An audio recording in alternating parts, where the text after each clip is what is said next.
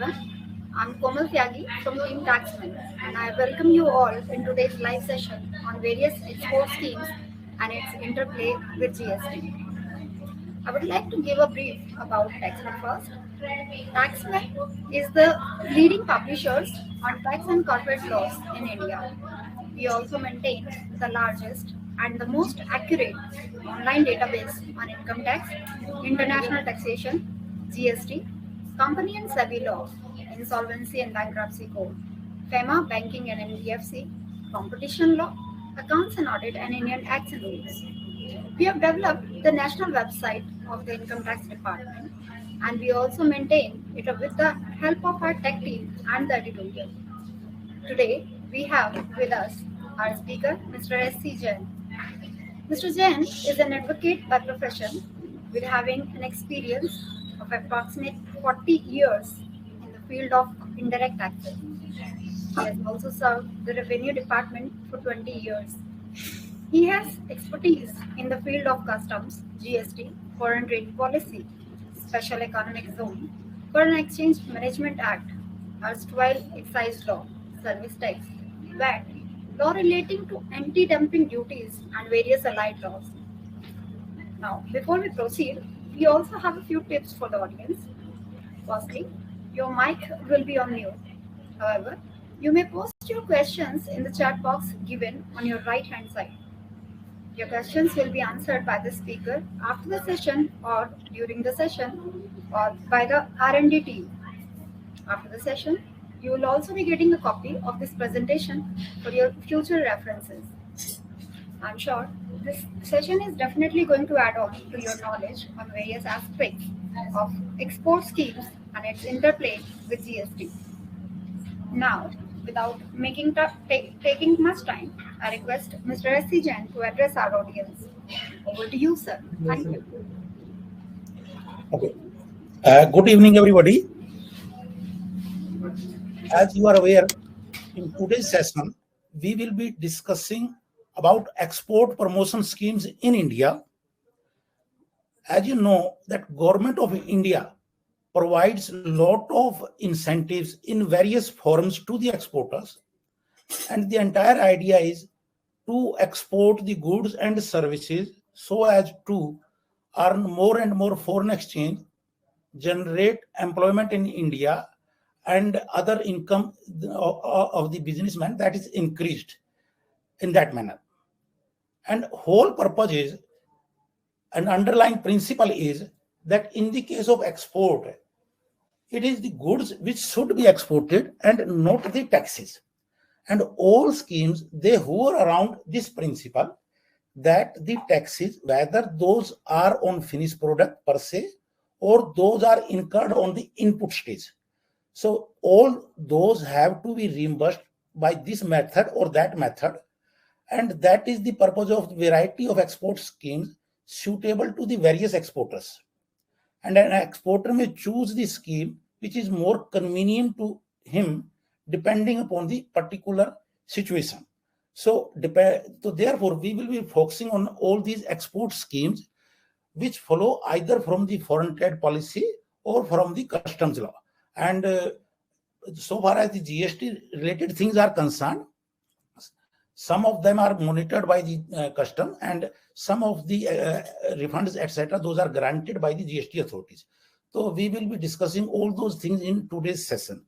So this is all about how we have to go in today's session. So this session,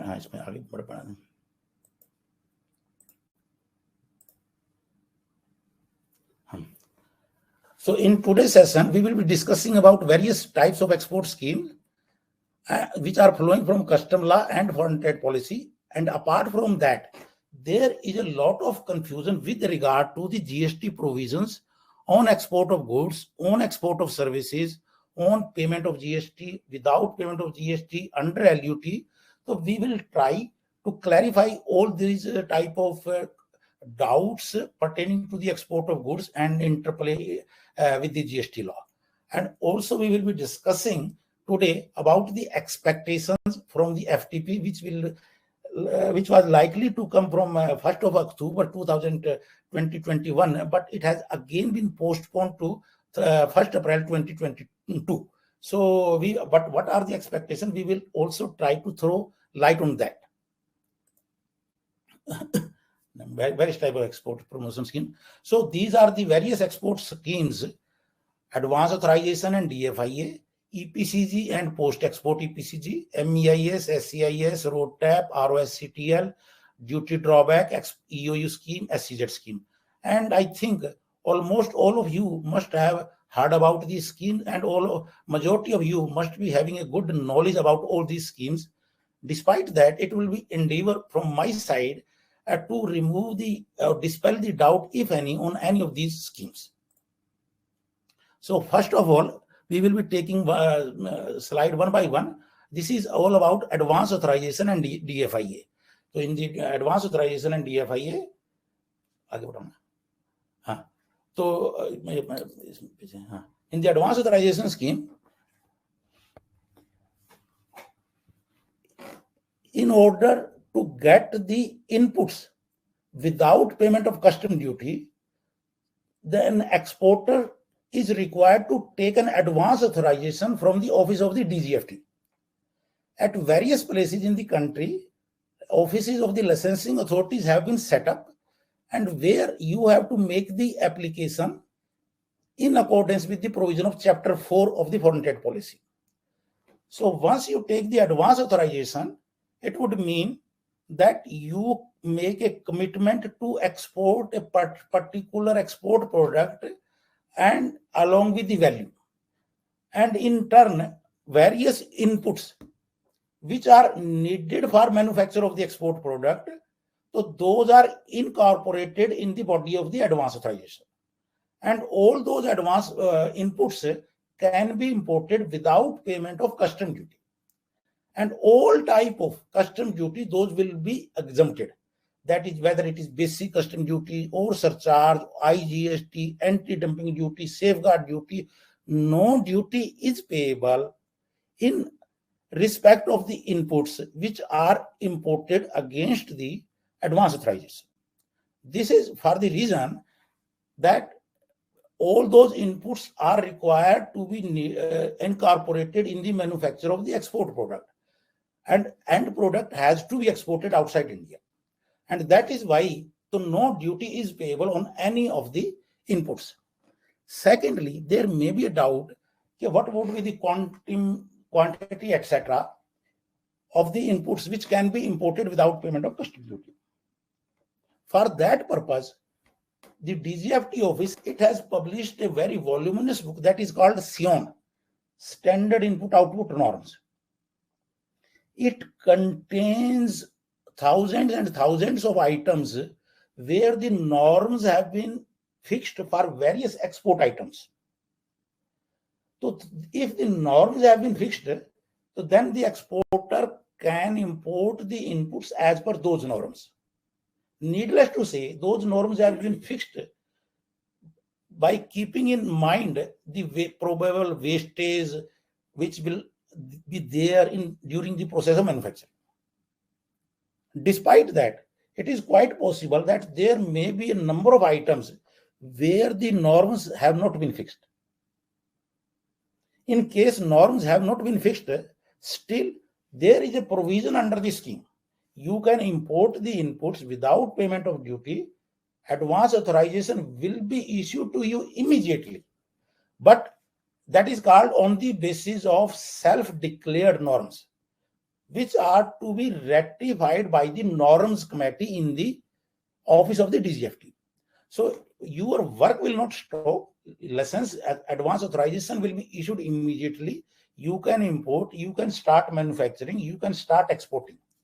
But whatsoever norms you have declared, because those are not covered under the SION, so your license will not be closed until and unless the norms declared by you are ratified by the norms committee.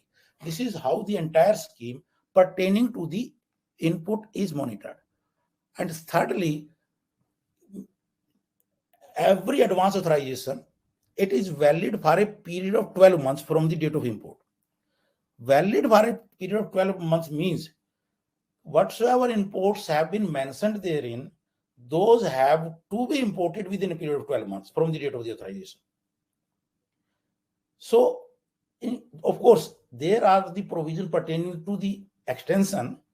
If due to any reason import could not be completed within a period of 12 months, so it can be revalidated on paying some amount, etc. But broadly, keep in mind that all the inputs have to be imported within a period of 12 months from the date of the authorization. So this is another criteria for the advance authorization. Likewise, export obligation, EU stands for export obligation, is to be fulfilled in 18 months. So as I told you that against each license authorization, you have to fulfill the export obligation in quantity terms and in value terms. And that export obligation has to be completed within a period of 18 months from the date of the authorization. This is about the fulfillment of the export obligation period. Then next is minimum 15% value addition. So this is the minimum 15%. And if the value of the all inputs, that is rupees 100, value means CIA value, it is 100. So your FOB value of your export product, it must be minimum 115. If it is less than that, so then you are liable for penal action on the shortfall in achieving the value terms. Likewise, in case there is an unutilized material, you have imported the goods, inputs without payment of custom duty, and those have not been used and export, so then you become liable to pay the custom duty along with the interest. So export obligation has to be completed in quantity terms and in value terms. That is how the term is described. Another is actual significant feature is actual user condition. Actual user condition means that once you have imported the inputs, those have necessarily to be used in the manufacture of the export goods. You cannot transfer the inputs as such or sell the input as such to any other person without completing the export obligation. Even if the export obligation has been completed beforehand, because the advance authorization scheme provides the flexibility that you can fulfill the export obligation first and import the inputs at a later point of time within the permissible period of 12 months. Even then, you cannot transfer the inputs as such. Those have necessarily to be used in the manufacturing activity in your factory. So that is the significance of the actual user condition. And invalidation for indigenous procurement.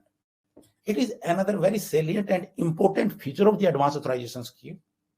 Many a time it may happen that the exporter of the product, due to any strategic reason, he does not want to import the inputs for a particular input. Instead, he wants to procure it from a domestic manufacturer. Maybe for the reason that domestic manufacturer is supplying at a lower rate or better quality. There may be or immediate requirement is there. So a number of reasons may be there. Even that sort of flexibility is there. But for that purpose, advance authorization has to be firstly get invalidated in favor of the domestic manufacturer. So you have to make the application to the licensing authority requesting to make the invalidation of the advance authorization, give the name and address of the domestic manufacturer, and domestic manufacturer in turn will supply the material. There may be a genuine doubt, okay, what will be the benefit to the domestic manufacturer? Answer is yes, for the domestic manufacturer, these supplies will be considered as the deemed exports because he is supplying the goods to an advance authorization holder. And against the deemed exporter, the domestic supplier, domestic manufacturer, either he can get the duty drawback or he can get his own advance authorization in turn and import his own inputs. So in that manner, the benefit by the domestic manufacturer can also be obtained in a situation where he supplies the goods to an advance authorization holder. So it is all about this advance authorization scheme in brief. And next, this is next is DFIA. DFIA. This DFIA, it is the another variant of advanced authorization. I will like to say variant in the sense that the advanced authorization per se, it is non-transferable. And in the previous slide, I have told you that all inputs are subject to actual user condition. So it is not transferable at all. But on the other hand, DFIA, it is transferable. So, and it is on the post-export basis. Post-export basis means that necessarily after obtaining the DFIA, you have to complete the export obligation first. And when you will be completing the export obligation first, it would mean that you can take the input from domestic manufacturer or trader or maybe duty paid in input, etc., as per the choice of the exporter. So once the export obligation is completed, so then documents showing that the export obligation is completed will be submitted to the licensing authority. And the licensing authority then will make the DFIA transferable. And it becomes transferable against that DFIA. Either that exporter himself can import the inputs without payment of custom duty, or he can sell that DFIA in the market. And whosoever is the transferee, he can import those inputs without payment of custom duty. Here it is important to remember that in the case of DFIA, the exemption is granted only from the basic custom duty and not from the IGST. Whereas in the case of advanced authorization, even the exemption from IGST is there. And in the DFIA, no exemption from IGST is there. That is something different. You pay the IGST and you can take the credit thereof in terms of the GST law. That will be permitted. But IGST has to be paid against the DFIA. And second difference between advanced authorization and DFIA is that here the minimum value addition is 20%. In the advanced authorization case, I had explained that the minimum value addition is 15%, whereas here it is 20%, slightly more than the advanced authorization scheme. This may be due to the reason that government has given the flexibility, okay, you can sell it in the market. And that is the reason they have put a higher markup of value addition for the DFIA scheme. And again, it is also valid for 12 months. And another important feature is that DFIA can be issued only against such export item for which SION have been fixed, standard input output norms have been fixed. In case no SION have been fixed for that particular export item, so then one cannot get the DFIA at all. Whereas in the advanced authorization scheme, I had explained that even if the SION is not there, one can get the advanced authorization on the basis of the ad hoc norms, self-declaration basis. But that sort of facility is not available in the case of DFIA. Only those products where the standard norms SION have been fixed, only for those items DFIA can be obtained. And then there is a sensitive list item. The significance of sensitive items is in the policy, so there is a list of items which is called inputs, that is called sensitive list item. In the case of sensitive items list, whether it is under the advanced authorization or DFIA, only those very inputs which satisfy each and every specification of the inputs which have been used in the manufacture of the export, only those items there cannot be variation in the inputs used and inputs imported. With the same specification input and those items and those detailed specification will be incorporated in the body of the advanced authorization and DIFA also. And transferable I have already explained to you. So this is all about the DFI.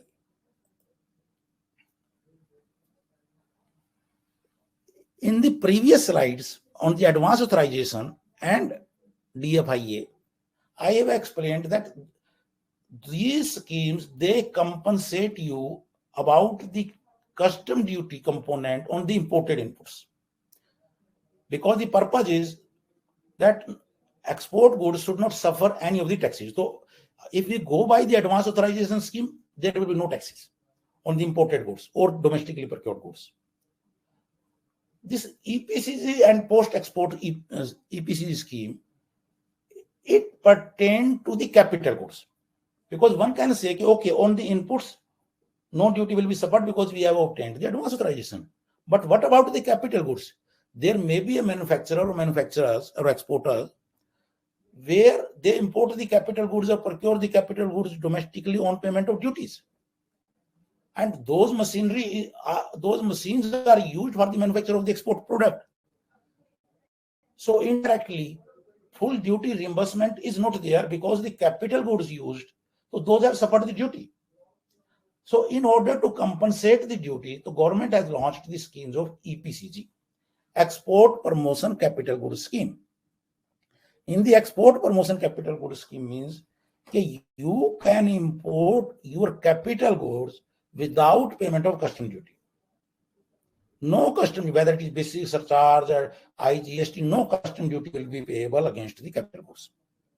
Again, government has fixed the export obligation. What will be the export obligation if the benefit of the EPCG is availed?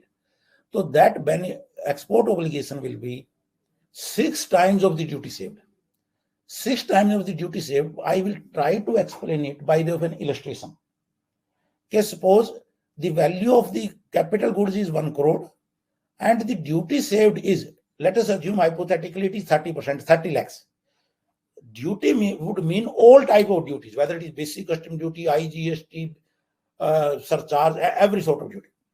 So if it is 30 lakhs, your export obligation would be 6 times of the 30 lakhs. It would mean 1 crore 80 lakhs. Because you have saved a duty of 6 times.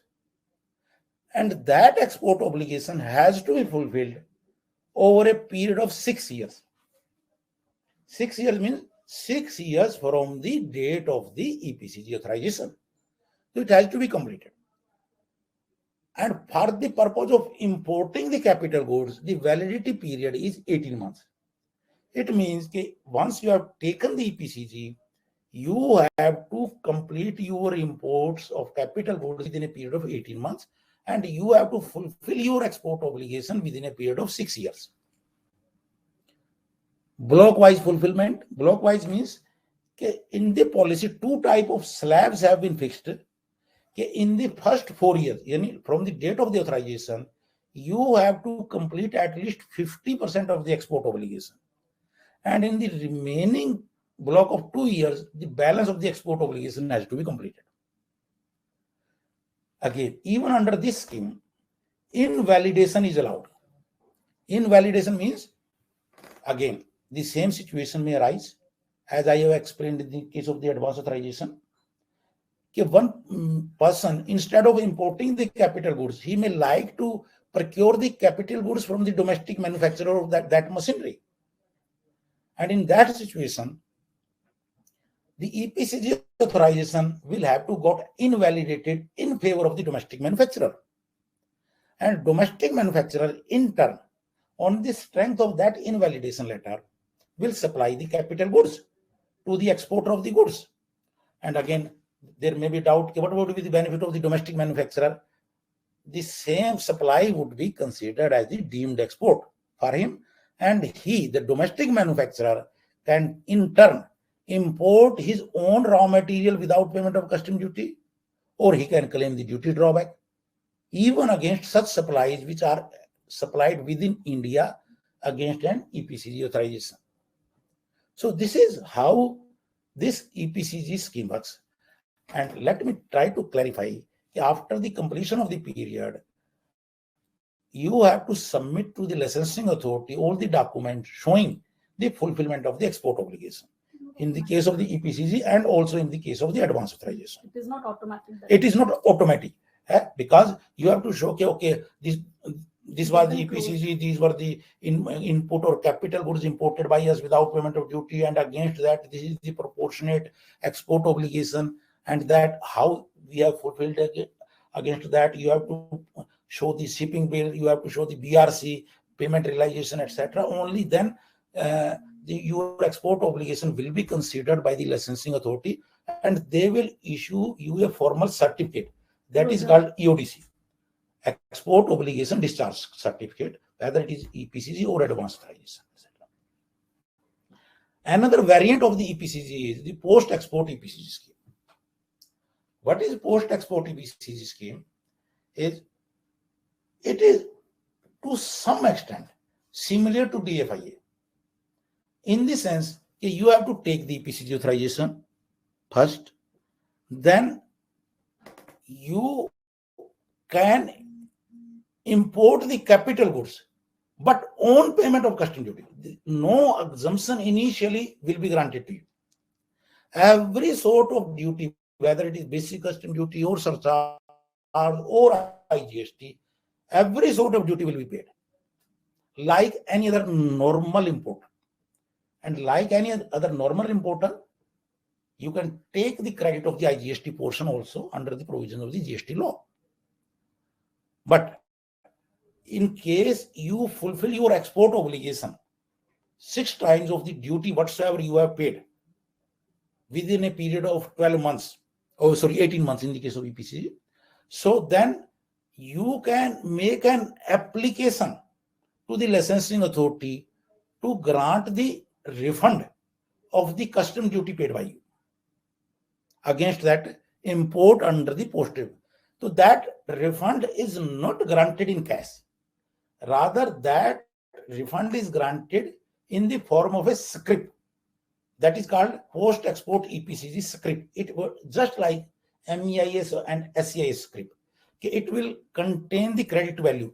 Suppose you have exported the goods where your entitlement has become duty is 1 crore, so credit scrip worth 1 crore will be issued, and that credit amount can be used for the purpose of payment of custom duty of any goods which are imported, or it can be sold in the market also. It is transferable.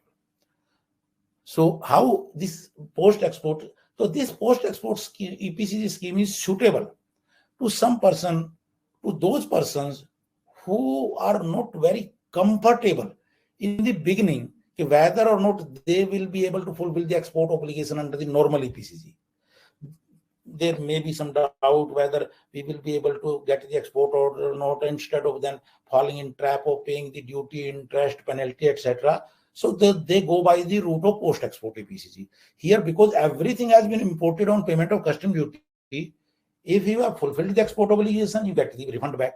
And in case, due to any reason, you have not completed the export obligation, there is no penalty, no interest, etc., because the entire duty has already been paid. So this is the significant difference between the normal EPCG and post-export EPCG. Now, I will be discussing about these credit scripts, that is MEIS, Mercantile Export from India scheme. So I think majority of you must be knowing that there was a very popular scheme till 1st January 2021 and almost against all export items. There may be some exceptions, but yes, for majority of the items, this scheme was applicable.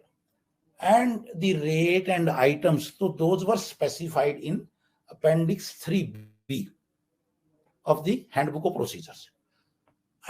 And the rate usually they ranged, on some item it was 3% of the FOB value, on some it was 5%, and there were items where the MEIS rate was even to the tune of 7%. So broadly these 3 rates were there, but this scheme now it has been discontinued with effect from 1/1/2021, and instead RoDTEP scheme has been launched, which we will discussing separately in the next slide. And now the next question is, due to Corona and some other reasons, the MEIS scheme, it was not granted to the manufacturer exporter in the past. Now the notification has been issued on 16th of September 2021, whereby it has been clarified that all the pending claims, MEIS claims of various exporters, they can submit their claims, and the last date for making the submission of application is 31st/12/2021. It is very, very important because in that notification itself, it has been provided that no late cut provision will apply. Meaning thereby, in case you make your application for MEIS after 31st December 2021, so your claim entitlement will get time barred. No remedy, nothing else. Otherwise, as you might be aware, in the policy under Chapter 9 of the handbook, so there is a provision in case due to any reason one cannot make the claim, then he can apply with a late cut of 2%, then 5%, then 10%, etc. Even if the application is made after the expiry of the last date and up to more than 2 years. But here in this situation, because it is the last step, and they have clearly said after 31st/12/2021, no MEIS application will be entertained. So therefore, all of you have to make a note of it that whatsoever MEIS benefit is there, which have become due to them, so they ensure that it has to be applied before 31st/12/2021. And again, there is a small maximum cap fixed at rupees 2 crore for the period from September 20 to December 20. So this is because of some cash crunch of the government due to corona effect, etc. So they have capped it also. Okay, big exporter where the claim even for these 4 months, if it exceeded more than 2 crores, then the excess amount, so that will not be given to them. So this is how the MEIS scheme works. Now we are coming to SEIS. SEIS stands for Service of Export from India scheme. So the variety of services have been specified under Appendix 3D of the handbook.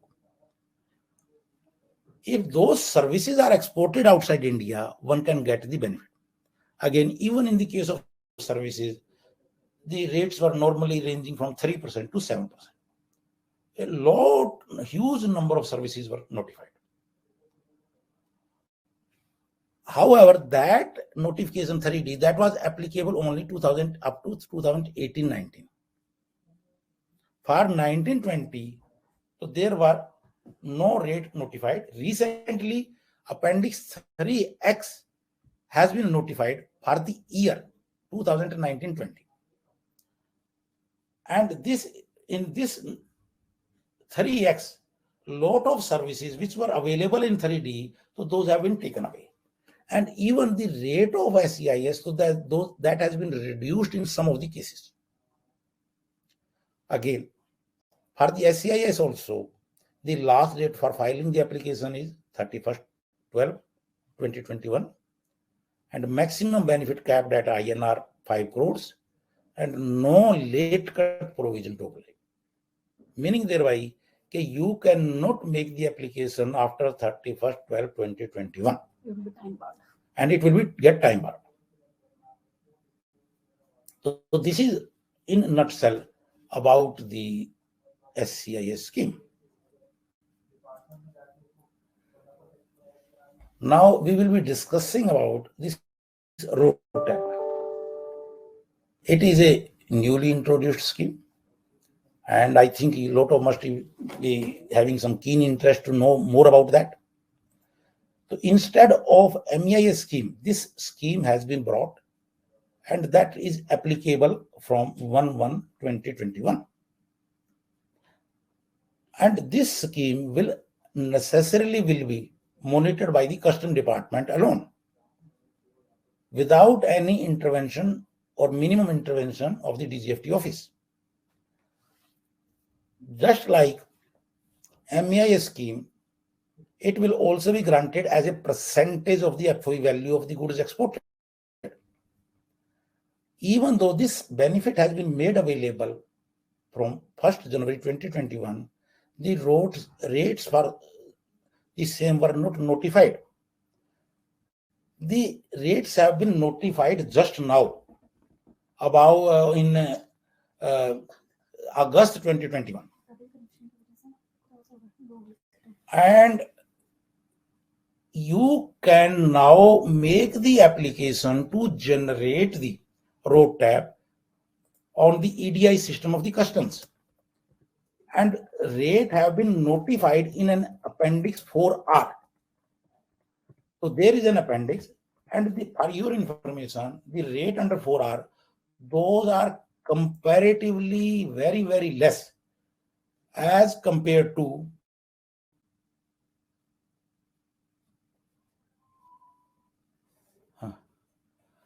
MEIS scheme. You will take up the okay queries later. So, and even now, when these RoDTEP rates have been notified, and those two at a very lower rates, still the categories of exporter in SCZ, exporter in EOU, exporter advance authorization, those have been excluded from the scheme, meaning thereby those are not eligible for RoDTEP scheme. In other words, a large category, because the SCZ, EOU primarily, those are the export hubs, and all those have been excluded. And majority of the persons, so they work under the advance authorization scheme. Those have also been excluded. Conversely, the person who export their goods under the duty drawback scheme, those are only eligible for the RoDTEP rates. Otherwise, all other persons have been excluded. However, RoDTEP is recently the government has asked for the information and documents even from the SCZ units, EOUs, DTA units, and from the categories which have been left and advanced authorization holder. Okay, you give your figures, you give your documents supporting what are the rates which should be fixed, which are the duties which are not reimbursed to you. In a sense, the RoDTEP scheme, it compensates you with the taxes which are not otherwise reimbursed by way of drawback advance authorization. The doubt may be, what are those? Say, for example, inputs are imported or procured domestically for the purpose of export, and on transportation, so there are HSDs consumed, which in turn suffers the excise duty and VAT even today. So excise duty and VAT, it is not reimbursed by advance authorization scheme or duty drawback scheme in any manner. When the truck passes on through there are a lot of tolls. So you have to pay tax at every toll, 100 rupees, 200 rupees. So those are not compensated. Every manufacturer exporter, he has some generator or captive power plants. And on on power plants, so then again there is a consumption of HSD. And on that HSD, again the excise duty and VAT is suffered. So that is not compensated. On the electricity itself, so there is an electricity duty. If you see your bill of electricity, always there is electricity duty. So that is not compensated in any manner.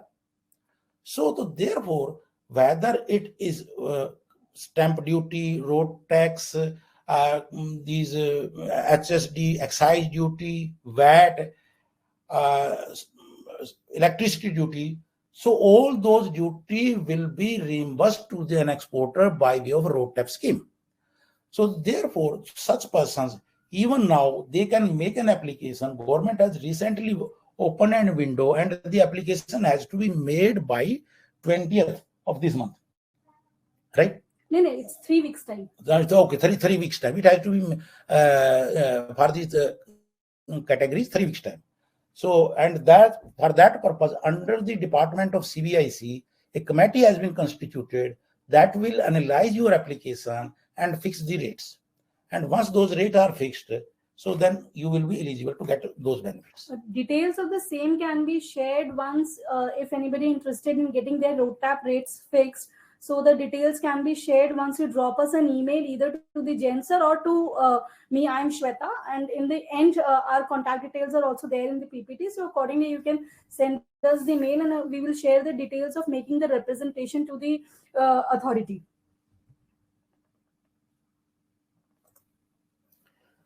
Then RoSCTL scheme. RoSCTL scheme, it is also, frankly speaking, another version of RoDTEP.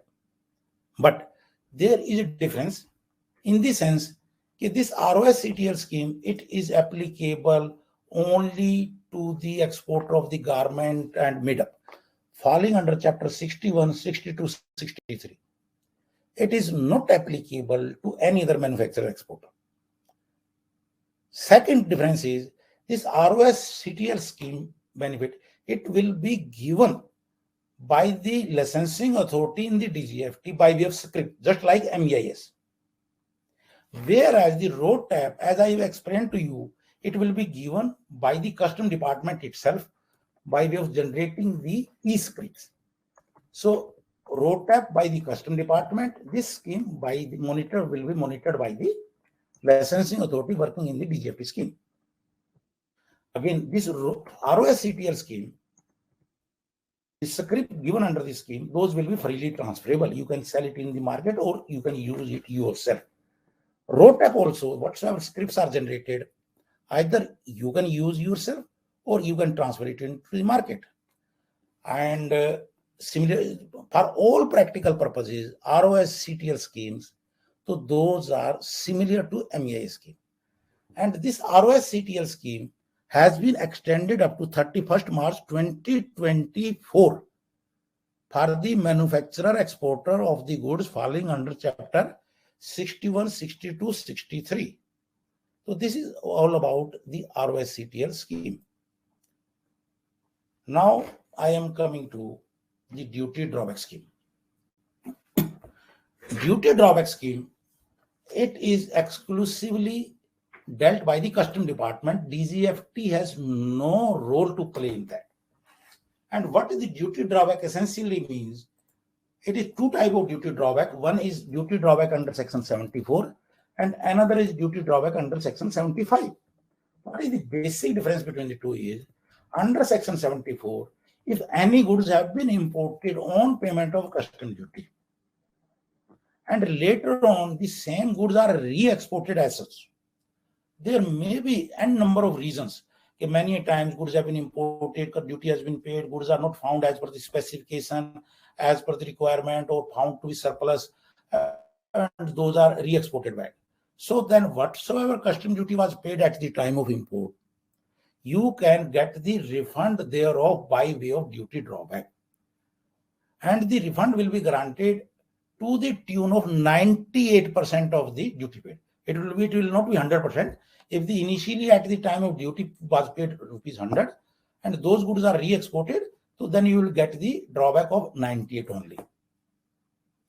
And another condition is that the goods must be re-exported within a period of 2 years from the date of import. So this section 74 is with regard to the imported goods re-exported as such without doing any activity thereon. Whereas section 75 refund drawback is in respect of the manufactured goods. Many times you import the goods on payment of custom duty, then those inputs are used in the manufacture of the goods exported.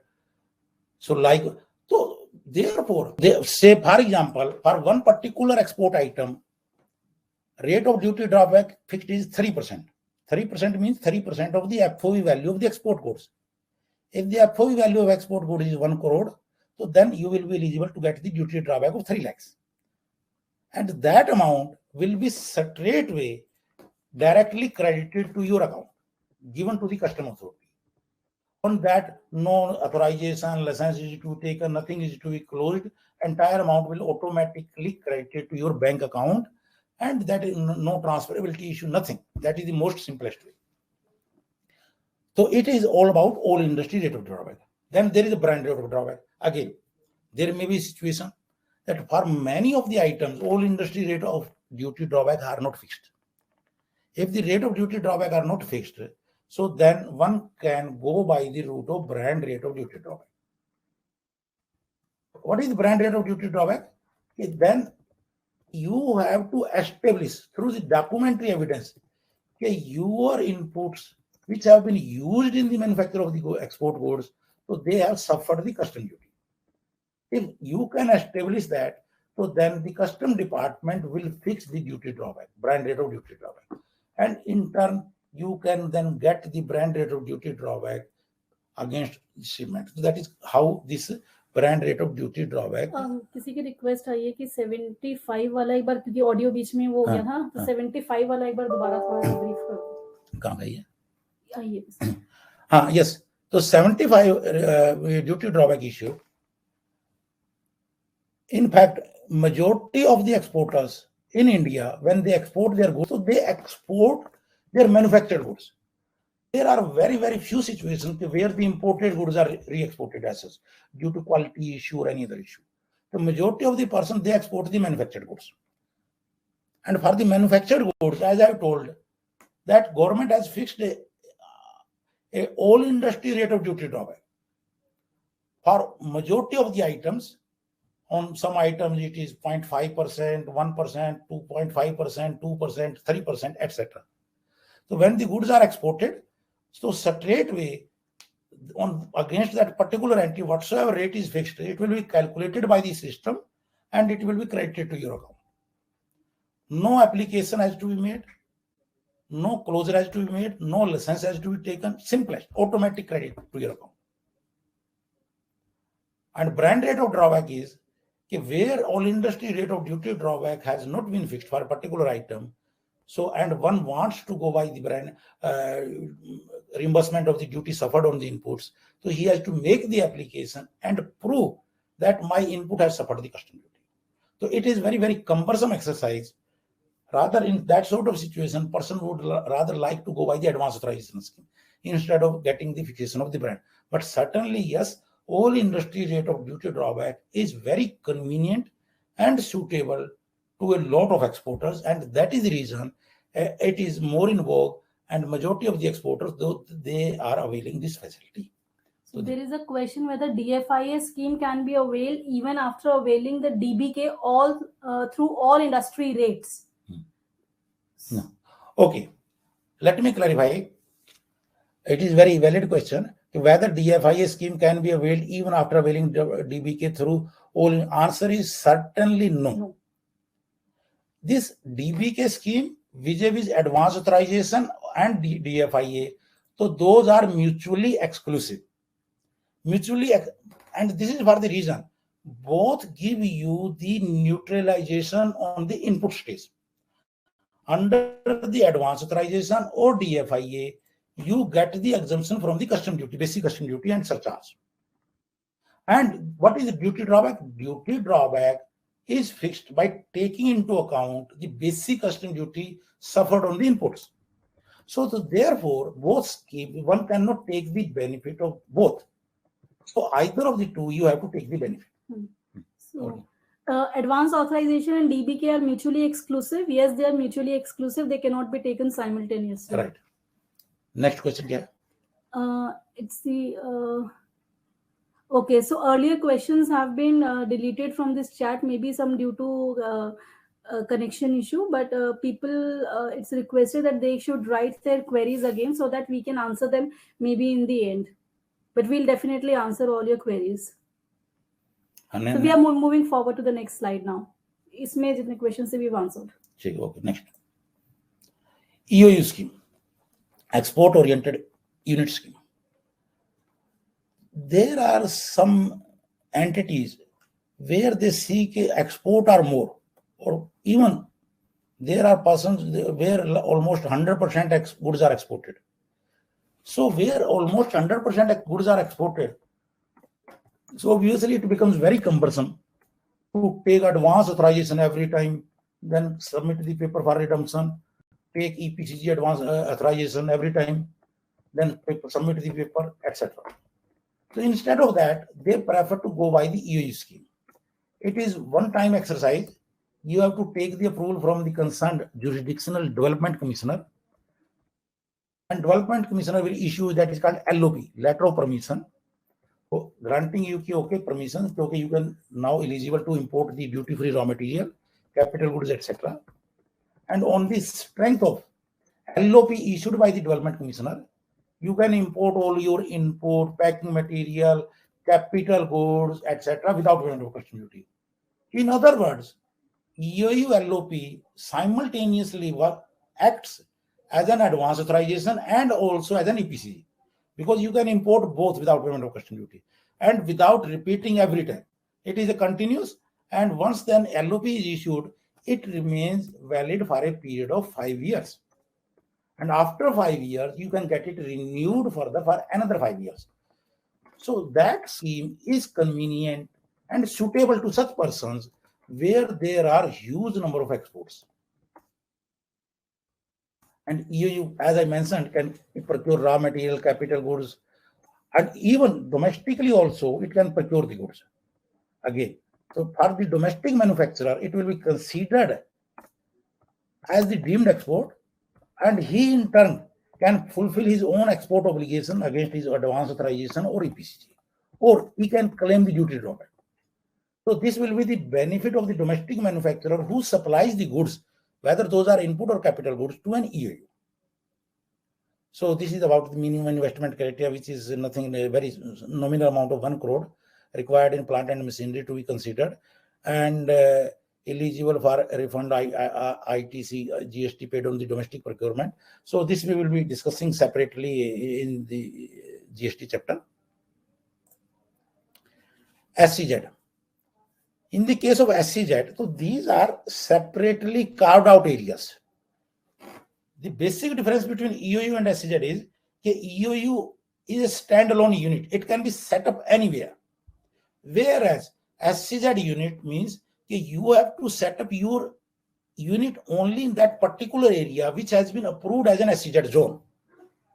And once you set up your unit in SEZ zone, again, in similar manner, LOP will be issued by the Development Commissioner, and in the SEZ, you can import your own raw material, capital goods, catalyst, packing goods, all those inputs or without payment of any sort of custom duty. It is considered as a foreign territory for the purpose of authorized operations as per Section 53 of the SEZ Act.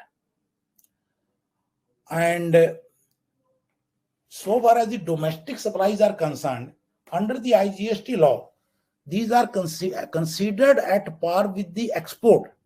And that is why, as per Section 16, these are considered as zero-rated supplies.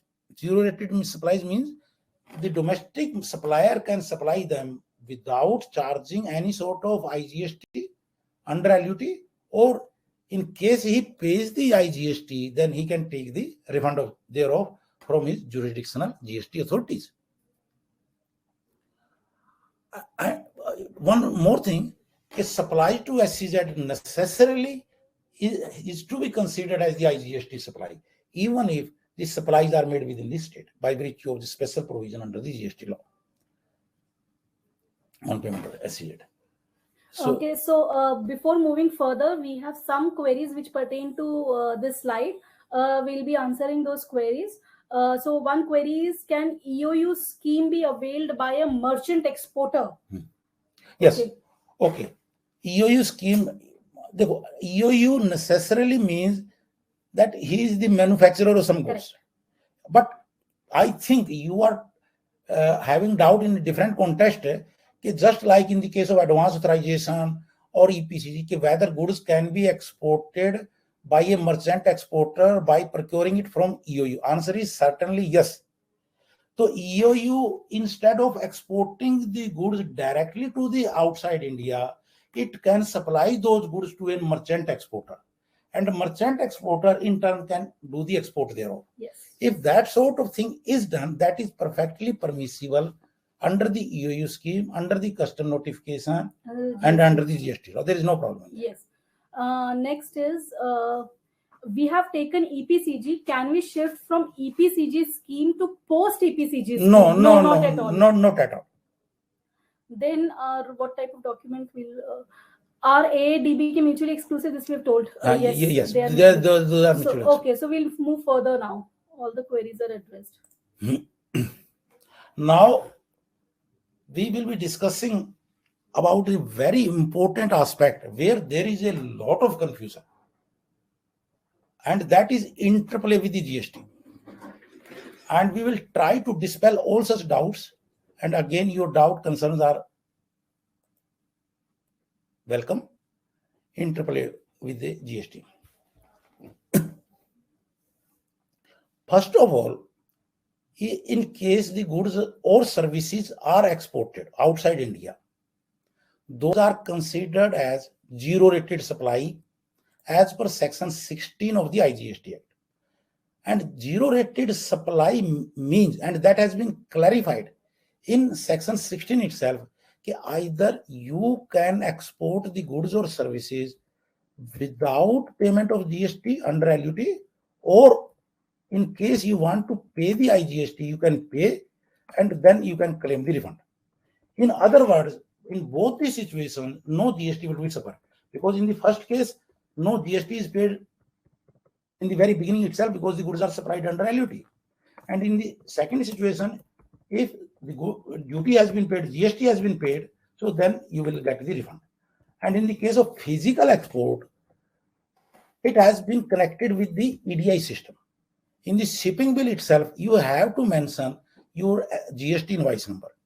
And if the GST invoice number is mentioned and it matches with your GST invoice and return, so then automatically whatsoever GST has been paid against the export of the goods, it is credited to your account. So this is how the refund is given on the export of goods and services. In the case of services, the refund has necessarily to be received from the GST authorities, and it will not be given by the custom authorities. Likewise, supplies made by DTA to SEZ, so those are also zero rated. Firstly was export, physical export. The second situation is supplied made by DTA to SEZ, those are also zero rated. The same situation, you can either supply the goods or services either under LUT without charging any sort of GST, or on payment of IGST and then claiming the refund.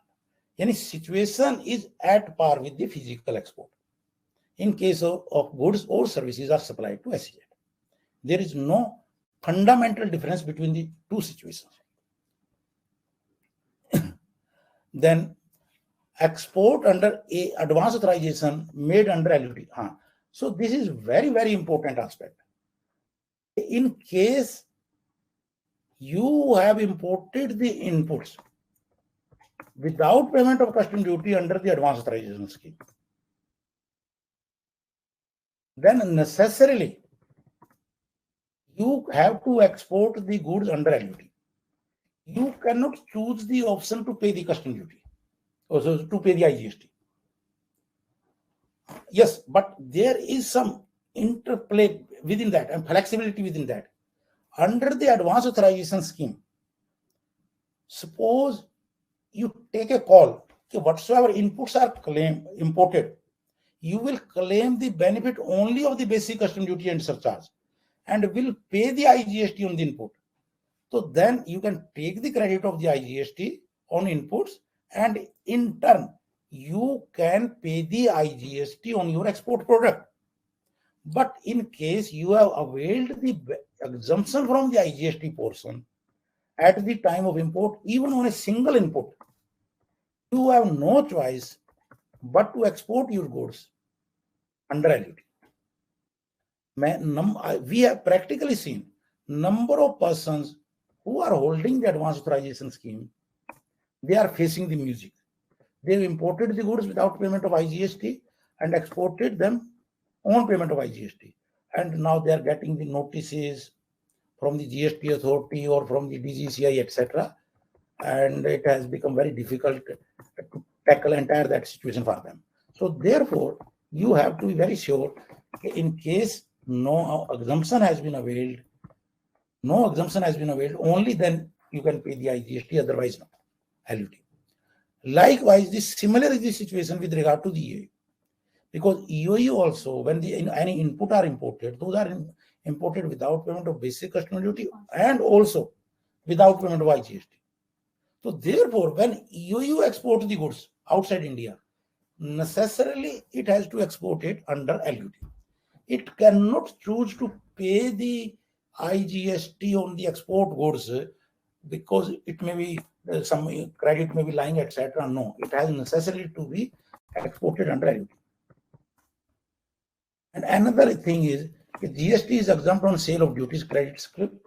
In the previous slides, we have discussed about the variety of scripts like MEIS script, SEIS script, RoDTEP scripts, RoSCTL scripts.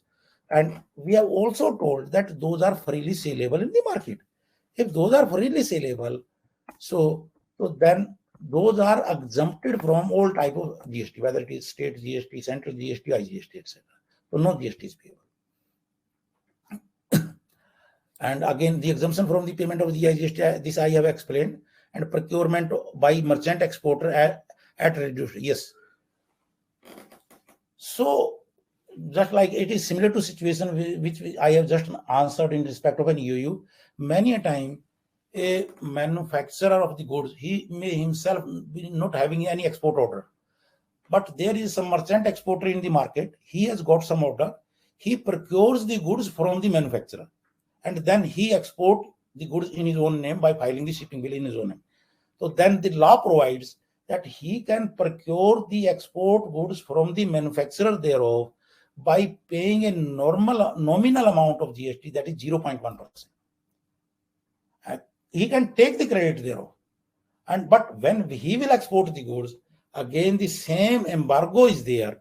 He has necessarily to export the goods under LUT. He cannot export the goods on payment of GST or GST. So this is all about the interplay of the GST. Okay. So we'll take up the questions. Many questions I have answered, but let's see which one are pending. Which authority pays refund, customs or GST department? It's the customs authority basically which pays the refund for the export of... 1 minute. Let me try to explain. Very valid question. Which authority pays the refund? First of all, there is some sort of ambiguity in the question itself. So as I told, there are variety of refunds. One is if the IGST is paid on the export product, so then the refund is granted by the customs authority. If the IGST has been paid on the export of services, then the refund will be given by the GST authority. Correct. And in case you are claiming the refund at the input stage benefit Then under Rule GST. 89, so then again the GST, meaning thereby all the refunds have to be claimed from the GST authorities, except where the goods have been physically exported outside India by way of filing the shipping bill. In that situation, refund will be given by the customs. All other input stage or services, whether on input or finished product, final service, all those have to be taken care by the GST authority, jurisdictional GST authority. Okay, so there is a next question. In case of IGST paid supplies of goods to SEZ, which I think the question is incomplete here. Which authority pays refund? That is... I answer. Okay, okay. Then export of software services done in 1920 and 2021 without payment of IGST and not filing the LUT. Now, can we claim ITC refund, sir? Okay. Export of services, software services in 1920 and 21 without payment of IGST and not file. It means that there has been a very, very minor procedural lapse. You were required to generate or get the LUT, and then that LUT was required to be mentioned in your service export invoices. Correct. And you have not got the LUT, and without straightway raised the GST in normal invoices, and now you want to claim the refund. In our view, legally speaking, yes, you can claim, but practical aspect is the lower authorities certainly would, in all probability, will reject it on the ground because you have not submitted the LUT. So therefore, it is not, you are not eligible for that. But at appeal level, it will be construed as a minor procedural lapse, And in the case of export, liberal view will be taken and you will be given, but you have to contest it, you have to litigate it. And when we say the appeal level, do not expect it from the commissioner appeal level, but not below the level of tribunal. Yes, tribunal or high court it may be given, because actually this condition of LUT, furnishing of LUT in case of export, furnishes flows from section 16 of the IGST Act. So basically that is incorporated in the section itself. So definitely the lower authorities will not give any sort of fund on that. Firstly, एक आधी slide बची उसको खत्म कर लें. हाँ, then we'll take up the question. I think because few slides are left. So thereafter we will be taking the question if the time permitted. Export of goods vis-à-vis GST benefits, refund of IGST, refund of ITC, refund in case of export of exempted goods. I have explained all that thing. You can take the refund of the IGST in case of the goods or services are exported. Alternatively, in case you have exported the goods under LUT and then there is accumulation of the inputs credit, so you can take the refund of the ITC credit also, and that will be given by the GST authorities. Thirdly, and it is very important, refund in case of export of exempted goods. In normal situation, in case your end product is exempted, you are not eligible to take the credit of the input at all because your final product is exempted.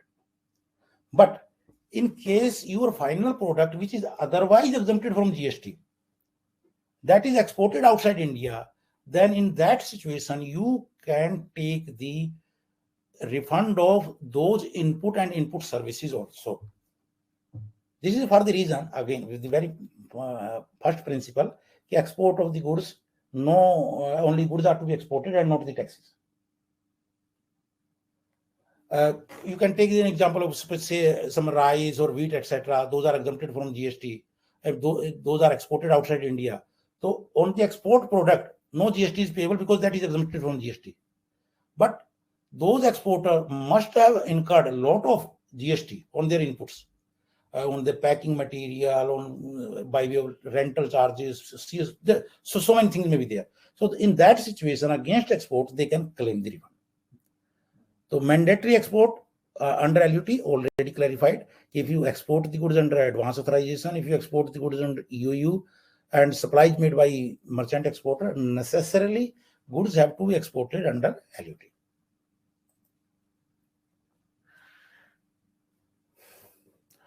EOU in the GST regime already clarified broadly that all inputs are exempted from BCDs, all type of duties. Domestic procurement, for the domestic supplier, it will be deemed export, and deemed export benefit can be availed by the supplier, and he can claim the refund of the GST also, no problem. And DTA clearances, yes, it is important. DTA clearances of the finished product. Many a time what happens, the unit which are set up as an EOU, they export majority of their product outside India. But some of the goods inevitably are sold in the domestic market also. Then they have availed the benefit on all the inputs. So then how that sort of things have to be treated? Because they are selling their product in the domestic market. The law provides, there is a notification called 52/2003 of the custom notification. That provides in case any goods are sold in DT by an EOU. So then whatsoever input stays, exemption has been availed on the inputs, it has to be surrendered. And because it has to be surrendered, along with that, normal GST whatsoever is payable on that product which is sold in DTA, that has to be paid. There is no exemption from GST. So GST in normal manner, it has to be paid. And because as an EOU, you have imported the input without payment of custom duty, so that benefit has to be surrendered, and that is quite logical also. There is a small anomaly in that scheme in the sense whether at the time of surrendering any interest has to be payable, the notification and law is silent on that. It is quite possible that EOU might have imported those inputs 6 months back, and now it is selling their goods in DTA. Whether the exemption availed at that point of time only duty portion has to be surrendered, or it has to pay the interest also for that 6 months because it has availed the benefit of that exemption for 6 months. So it is like that. Then and we will be now taking up the expectations from FTP 2021-2026 in very brief and very quickly. These are the some of the expectations. Implementation of the district export hubs as per this government. So they are trying to set up the district export hubs so that particular area can be developed as the export hub and local employment may be given to the person residing nearby. So this is the intention which has been reflected time and again from the statement of the government. So we are of the view that in the new policy, perhaps there may be specific provisions with regard to the implementation of the district export hubs. And again, infrastructure upgrade and digitization, there will be more emphasis on that. Government again and again is promoting the R&D in India, particularly in the field where we are lacking, like in the electronic field, electrical, etc. So those sort of things will be. And again, the RoDTEP scheme on SEZ and UU. In the very beginning, I have told you that very recently, government has now invited the proposal for fixing the rate of RoDTEP even for SEZ and UU schemes. And that committee will be taking 6 months' time. And it is quite possible by the time the new policy is announced, even the RoDTEP rates are fixed by SEZ, UU, or advanced authorization holders. And then again, everything is easy credit, e-commerce export, WTO compliant export incentive. Yes. So this is important in the sense under the MEIS scheme. Why it was dispensed? It was for the reason that there was a strong objection from the WTO. And the WTO, they were considering it is in the nature of the subsidy, and it was creating the problem for India. So that is the reason to those scheme, MEIS, etc., those were taken away. And in turn, RoDTEP scheme that is introduced because the WTO agreement that permits the reimbursement of the actual taxes suffered, whether those are in the nature of excise or VAT or stamp duty, whatsoever actual. And therefore, in the case of the RoDTEP, the mechanism has been framed. Okay, submit the data on actual basis, and whatsoever, whether it is excise, VAT, etc., all will be reimbursed. Next. Yes. So now we will be taking up your questions one by one. IGST paid on. We'll just devote 5 minutes on the questions because we are already running out of time.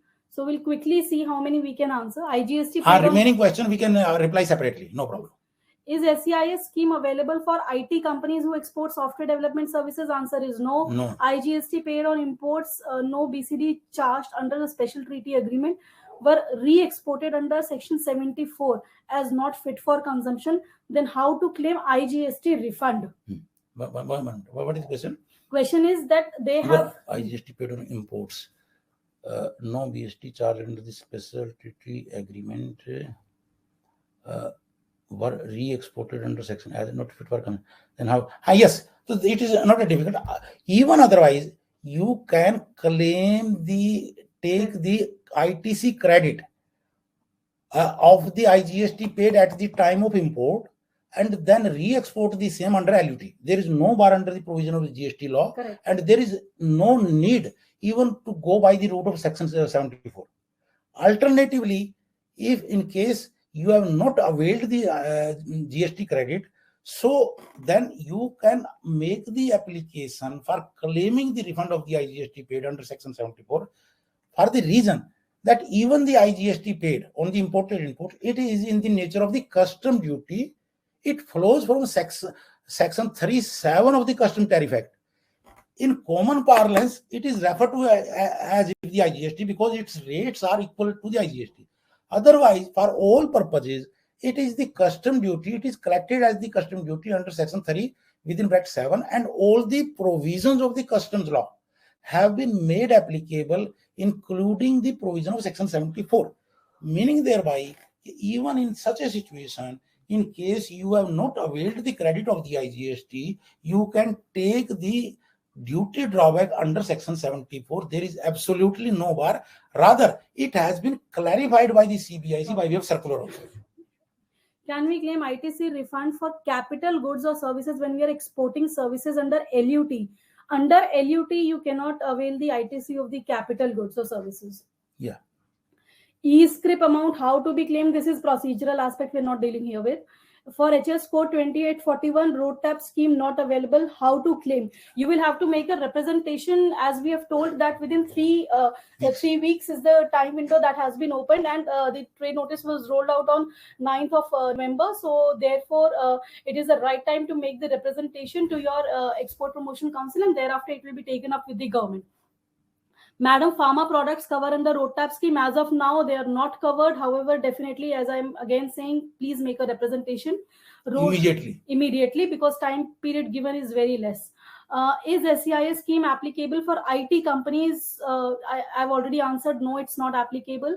IGST paid on imports, no BCD charged. This we have explained. Can you please speak more on GST aspects of EOU, like exemptions, if any, on it? So we are really sorry, because this is not a specific session to EOU. It had to cover all such schemes. Definitely, we'll plan up for something especially on EOU, and you can accordingly attend it. Please, if you want our regular updates and our webinar details and everything, please do write it to us. Simply drop an email with your contact details, and we will save you in our database. Yes, I'll just open the this thing. Yes, I'm doing it. Just a second. Yes. So here are the coordinates, which the slides will be circulated to you, and details about a firm also you can know from there.